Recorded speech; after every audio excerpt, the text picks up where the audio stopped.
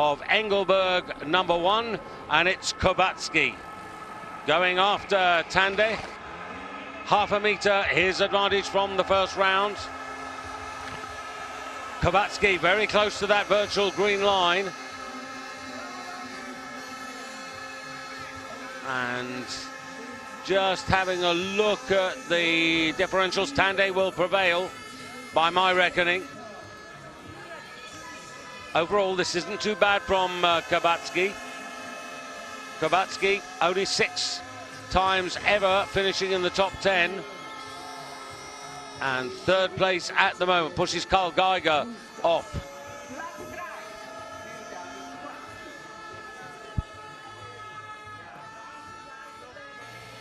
So 9 to come. And Mickey Heibeck, a year ago, it was his success here that really set him up for the Four Hills.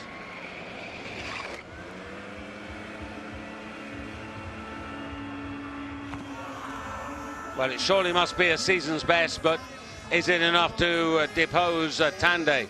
I think not. And Tande now moving from 12th place into no worse than 9th, and getting ready Piotr Jewa for Poland.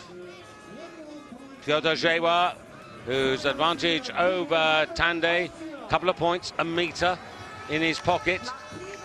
Jewa, who's only ever won one competition, that was in Oslo, Holmenkollen, back in 2013.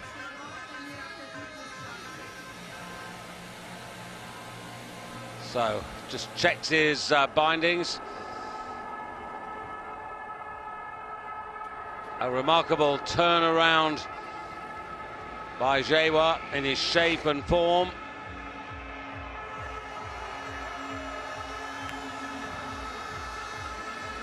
Probably just holds on to about 18s for style there. That was his average in the first round, but the distance is really his undoing. Need to see this off the table. That doesn't help us in terms of transition and timing. What we do know is, though, that Tande continues to move up the table. Likewise, Vellinger. It's worth remembering, Vellinger, 21st place. Now, Tande is going to move up to no worse than 8th, which means that Vellinger is going to move up to no worse than 9th from 21 and is still climbing.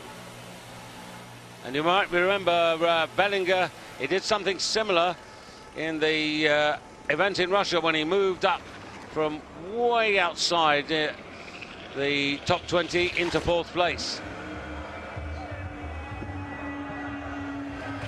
Terrific, Granerud, best result of the season. Whatever happens from here on in, that's Halvor Egner Granerud, and it's been a very good Friday and Saturday for this Norwegian.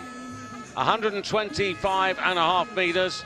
He's got backwind compensation, which he's managed extremely well. About 4 meters, that takes him up to 129. He's challenging his teammate for the lead. He's got the advantage from the first round over Tande, but doesn't quite make it. And he misses out by 2 points, 2.1 points. That's a meter 20 in terms of distance. Norway 1 and 2, and they've still got 2 to come. Now, Simon Oman.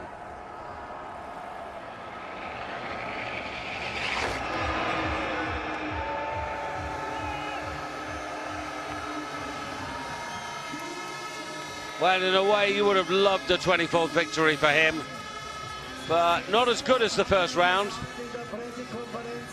Not by any means. And again, that replay, we're joining it a bit too late to see cause and effect, if you understand what I mean. And as a result, an opportunity lost here with Simi. 14th, 19th, 16th, 12th, 26th, his 5 previous efforts. 9th at the moment. So the podium, Tande, Granerud, Vellinger, and now Kamil Stoch for Poland. Kamil Stoch lying in 5th place, 7 points behind Fannemel at the halfway session. Stock, and that challenges Tande, because Kamil Stock, a winner here in 2013, on his way to the 2014 World Cup title, 129 meters, virtually matches Tande's distance, and he's got a whopping 8.6 points of compensation. This could be very significant now, because that's like getting an extra 5 meters. First time we've seen Stefan Horngacher, and that is a blow to the four that follow, because he's now thrown the gauntlet down. Stock for Poland, Tande and Granerud in second and third, Vellinger off the podium, and then they were four.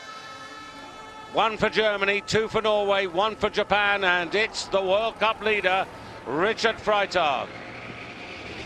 Less than 30 centimeters ahead at halfway, ahead of Stock, but he's really challenged there.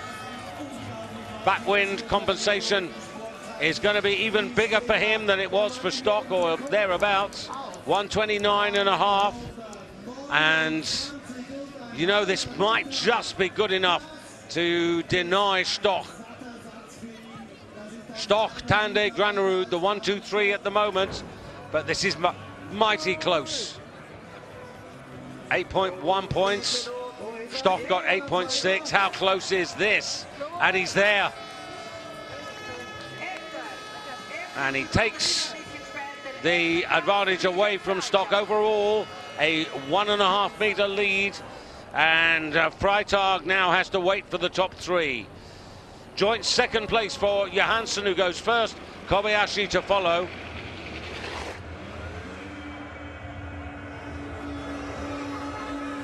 Johansson, runner-up to Tande last January in Innsbruck, when the Norwegians, that was the last time they were successful in an individual World Cup. And by the way, the Austrians, who reign supreme here, 16 individual victories, and they will not be adding to that today.